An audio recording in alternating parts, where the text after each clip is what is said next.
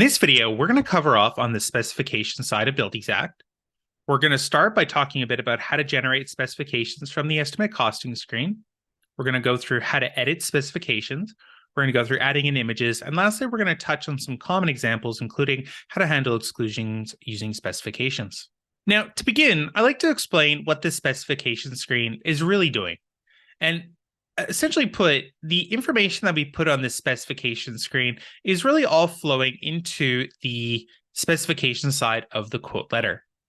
Now, we're not going to talk about quote letter for the purposes of this video, but the whole idea of the specifications is it's really giving us an opportunity to begin to articulate to the client what they're getting in a way that really resonates with them much better, essentially allowing us to divorce the estimate costings from the actual items included, really giving us that opportunity to create and craft the narrative of what the actual quote entails in much more detail. Now, to begin, there's 3 different ways to add items into this specification screen. The first way is we're going to jump back into the estimate costings here, and effectively I can go ahead and hit this little S button right here. And when I do that at really any stage, what'll happen is now when I jump into the specifications, and I'll jump down to my appliances section here at the bottom, it's going to go ahead and add that item in.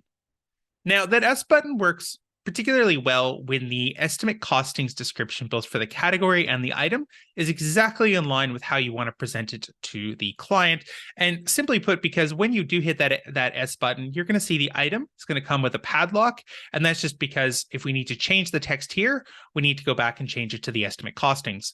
So again, only really works well when both the category and the item name match in the estimate costings as what you want to present on the specifications.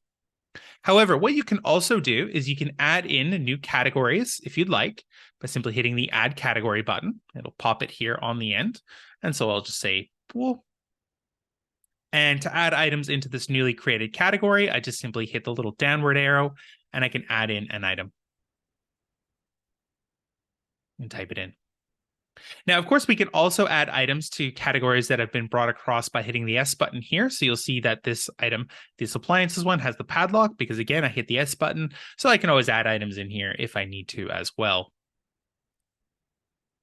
Now, the third and final way to build specifications in BuildExact really pulls on a theme that is all across the system, and it's through the use of presets. So the idea behind the presets is you may look at this set of specifications on this particular project and think to yourself, yep, this is a common way that you might want to have specifications for this particular type of project.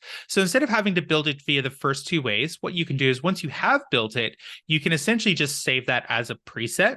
So that way, the next time you're doing a project and it has a similar type of included items, you can always just apply the preset in, and then from there, obviously edit and tweak and change it as you may need. But it essentially allows you to leverage consistent or reuse specifications time and time again.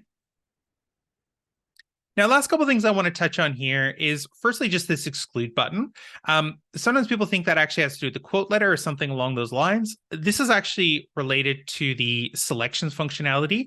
We're not going to cover that in this video. If you are curious about it, then definitely worthwhile to check out some of our FAQ content, which is accessible under the Need Help button. But for now, we're just really going to ignore this excluder to share, and we're just going to leave it on exclude at this stage. Final thing I want to touch on here is really looking at the ability to include images into the specifications.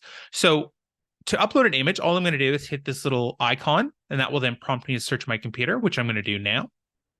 And I've gone ahead and uploaded that in now.